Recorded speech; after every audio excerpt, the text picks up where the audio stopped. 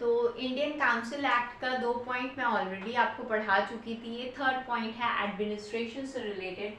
तो देख लेते हैं कि एडमिनिस्ट्रेशन में क्या क्या चेंजेस हुए थे। एडमिनिस्ट्रेशन में क्या क्या चेंजेस हुए थे।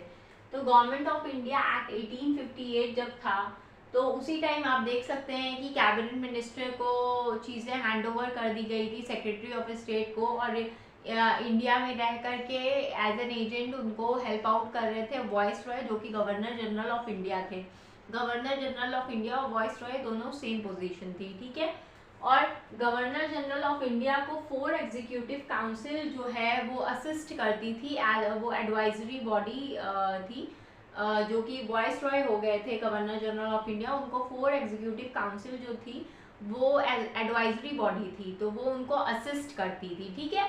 तो ये था गवर्नमेंट ऑफ इंडिया एक्ट 1858 में। तो जब ये इंडियन काउंसिल एक्ट 1861 आया तो क्या क्या चेंजेस हो गए ये देखना है।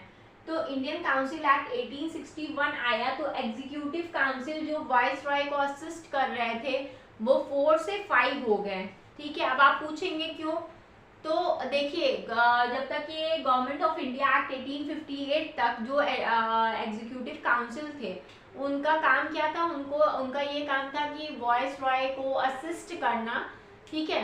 बट अब ये इंडियन काउंसिल एक्ट 1861 में जितने भी एग्जीक्यूटिव काउंसिल्स थे 4 से 5 कर दिया गया था, मतलब पांचों को पोर्टफोलियो दे दिया गया था, ठीक है।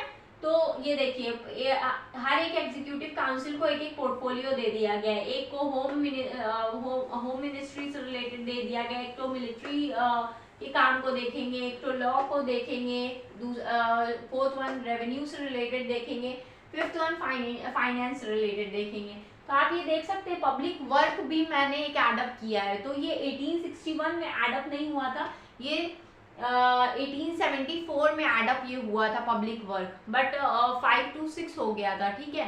पब्लिक वर्क 1874 में एडअप हुआ था। और आप देख सकते हैं कि अभी भी PWD नाम का एक डिपार्टमेंट है। तो ये जो इंडियन काउंसिल एक्ट में जो चेंजेस किए गए थे, एडमिनिस्ट्रेशन में बहुत सारे चेंजेस हुए थे, जो कि 4 एग्जीक्यूटिव काउंसिल जो कि पहले सिर्फ एडवाइजरी बॉडी थी, अब वो 4 से 5 कर दिए गए हैं और उनको हर एक को पोर्टफोलियो दे दिया गया है। एक होम मिनिस्ट्री देख रहे हैं, एक मिलिट्री डिपार्टमेंट देख रहे हैं, एक लॉ से रिलेटेड देख रहे हैं, एक रेवेन्यू से रिलेटेड देख रहे हैं, फाइनेंस से रिलेटेड देख रहे हैं, और 1874 में PWD का भी एक डिपार्टमेंट एडअप कर दिया गया है, ठीक है। तो ये सारा था। उसके बाद इंडियन काउंसिल एक्ट 1861 में ऑर्डिनेंसेस भी इशू करने का पावर वॉइस रॉय को दिया गया। आप देख सकते हैं अभी भी ऑर्डिनेंसेस इशू किए जाते हैं। तो वॉइस रॉय को इमरजेंसी की सिचुएशन में ऑर्डिनेंसेस इशू करने का पावर दिया गया। इस टाइम मतलब जब वो ऑर्डिनेंस इशू करेंगे तो उन्हें किसी की रिकमेंडेशन की रिक्वायरमेंट नहीं होगी, और ये एक टेम्पररी लॉ होगा जो कि वैलिड होगा 6 मंथ्स के लिए, ठीक है। और अभी भी आप देख सकते हैं कि अभी भी ऑर्डिनेंसेस इशू करना एक पार्ट है इंडिया के कॉन्स्टिट्यूशन का। तो अगर आपको ये वीडियो पसंद आई हो तो प्लीज़ मुझे बताइएगा, वीडियो को लाइक कीजिएगा, शेयर कीजिएगा, चैनल को सब्सक्राइब कीजिएगा। बाकी पार्ट आप नेक्स्ट वीडियो में ज़रूर देखिएगा। इससे प्रीवियस भी एक वीडियो है जिसमें 2 पार्ट मैंने ऑलरेडी समझाया हुआ है। तो आप बताइएगा आपको कैसा लगा। कुछ पूछना होगा तो कमेंट बॉक्स में ज़रूर पूछिएगा। तब तक के लिए take care, thank you, bye.